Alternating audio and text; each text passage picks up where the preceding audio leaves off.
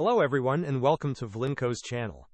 In today's video, I will explain how to install and use desktop gadgets, now known as widgets, in Windows 11. And now, let's get started.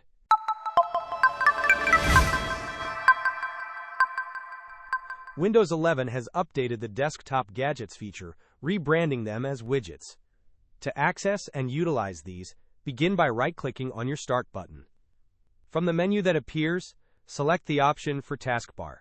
You will notice that the term gadgets has been replaced with widgets. To enable this feature, locate the switch for widgets and turn it on.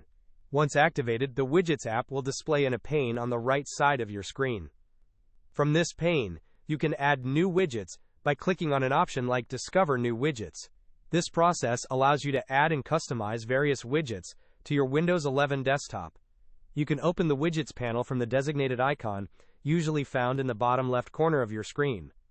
Hope this was helpful. Don't forget to like and subscribe if you enjoyed. As always, thanks for watching, and I will see you in the next video.